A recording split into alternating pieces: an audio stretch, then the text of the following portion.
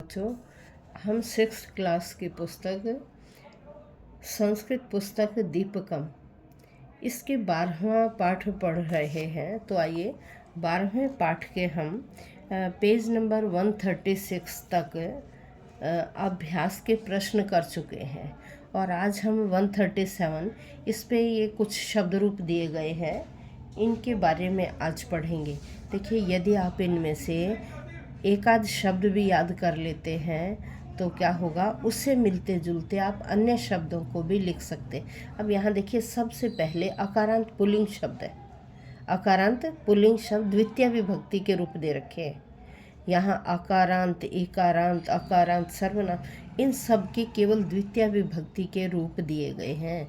तो यदि आप एक एक करके इस तरह से विभक्ति याद करेंगे तो आप भूलेंगे नहीं। तो देखिए, यहाँ अकारांत पुल्लिंग में इन्होंने 3 शब्दों के रूप दिए, ग्राम, भिक्षुक और बालक।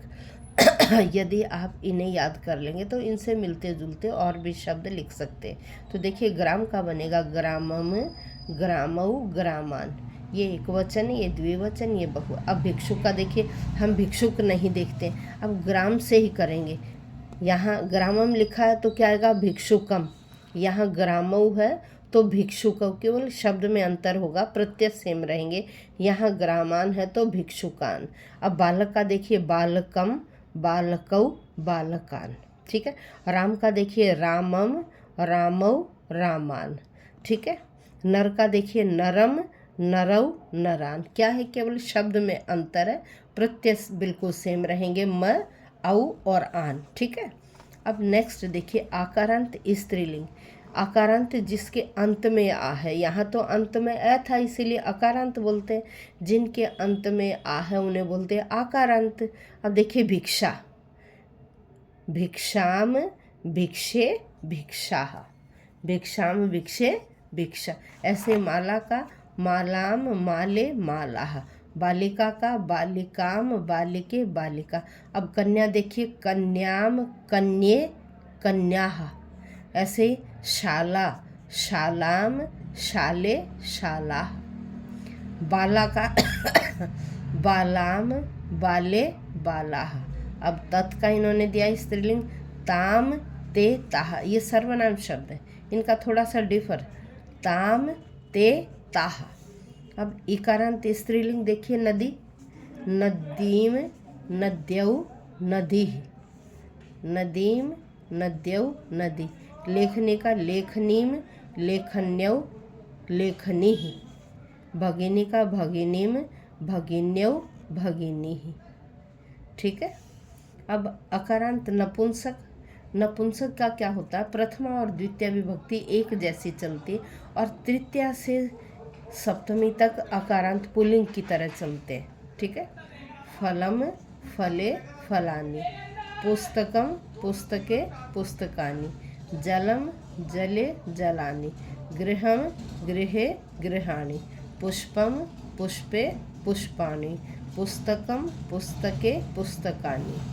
अब सर्वनाम शब्द देखिए, अस्मद और युष्मद। अस्मद का बनेगा माम, आवाम, अस्मान। माम, आवाम, अस्मान। युष्मद का बनेगा त्वाम, युवाम, युष्मान। त्वाम, युवाम, युष्मान। फिर तम, तौ, तान। एतम, एतौ, एतान। तम, तौ, तान, एतम, एतौ, एतान।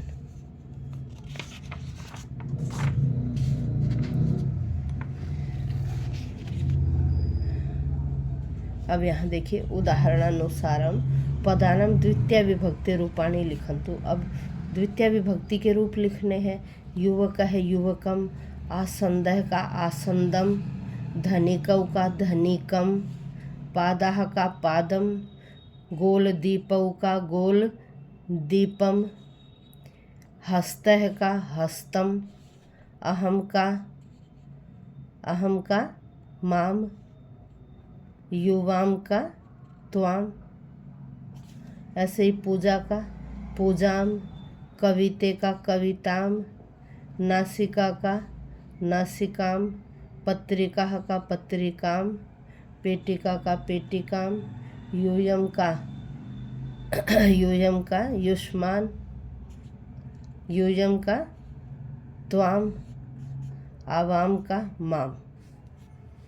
नेक्स्ट लेखनी, लेखनीम, जननी जननीम, कर्तरी कर्तरीम, अंकन्यौ अंकनीम, सम्मार्जन्यः सम्मार्जनीम, द्रोणी द्रोणीम, भगिनी भगिनीम।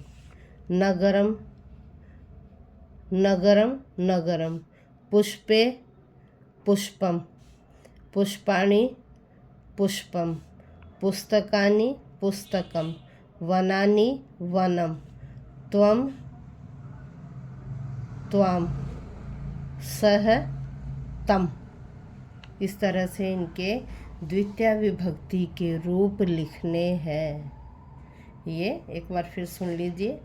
आसंदः आसंदम, धनिकौ धनिकम, पादः पादम, गोलदीपौ गोलदीपम, हस्तः हस्तम, अहम माम, युवाम त्वाम, पूजा पूजाम, कविते कविताम, नासिका नासिकाम, पत्रिका पत्रिकाम, पेटिका पेटिकाम, यूयम त्वाम, आवाम माम, लेखनी लेखनीम, जननी जननीम, कर्तरी कर्तरीम, अंकन्यौ अंकनीम, सम्मार्जन्यः सम्मार्जनीम, द्रोणी द्रोणीम, भगिनी भगिनीम।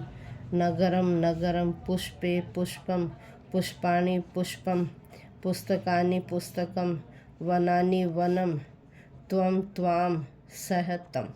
इस तरह से आपको यह करना। आज आपका पाठ 12 कंप्लीट हो गया। अब नेक्स्ट वीडियो में कल हम पाठ 13 पढ़ेंगे। धन्यवाद बच्चों। और वीडियो से ज़्यादा फ़ायदा उठाइए, क्योंकि एनुअल एग्ज़ाम्स आ गए हैं आपके। और वीडियो से जितना फ़ायदा ले सकते उतना फ़ायदा लीजिए। धन्यवाद।